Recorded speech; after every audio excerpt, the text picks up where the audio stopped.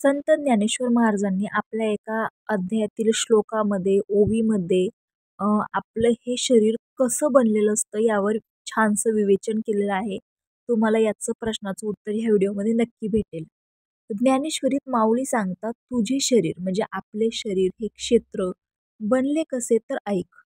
पंचमहाभूतांच्या आधारे हे जड व सूक्ष्म स्वरूपात बनले. त्यात आणखी 2 तत्व जुळले, अहंकार आणि बुद्धी, आणि यातून अव्यक्तपणा हेही तत्व आले. 10 इंद्रिय, ज्यात 5 ज्ञानेंद्रिय व 5 कर्मेंद्रिय, मन आणि 10 इंद्रियातून सुख दुःख, आवड नावड, इच्छा अशा सर्व तत्वांचे व इंद्रियांच्या एकत्रीकरणाच्या संघटनेतून अस्तित्व व हालचाल हे गुण धारणाशक्ती दृढ होऊन क्षेत्राची निर्मिती झाली. महाभेतान्यहंकारो बुद्धिरव्यक्तमेव च इंद्रियाणि दशैकच पंच चेद्रियेच गोचरा. इच्छा द्वेष सुख दुःख संगात श्वेतनाधृती एतत् क्षेत्र समासेन सविकार मोह मुदारुतम.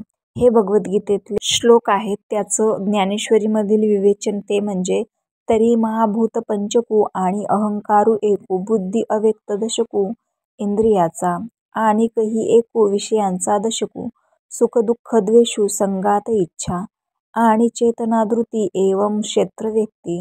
सांगितली तुझ प्रती आगवीची, आता महाभूते कवणे कवन विषयो कैसी करणे, हे वेगळाले पण ऐकेक सांगो. हे ज्ञानेश्वरी अध्याय 13व्या मधले 72, 73, 74 आणि 75वी ओवी आहे, सुरुवातीच्या आरंभचे.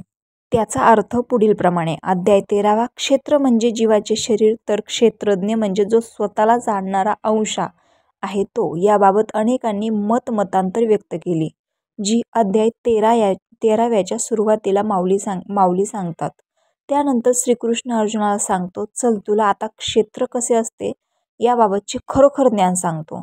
5 महाभूते म्हणजेच आकाश, वायू, अग्नी, पृथ्वी यांनी हे क्षेत्र जड व सूक्ष्म स्वरूपात बनवले आहे. अहंकार, बुद्धी ही 2 तत्वाच्या समावेशाने यात अव्यक्तपणा हेही एक तत्व उदयास आले.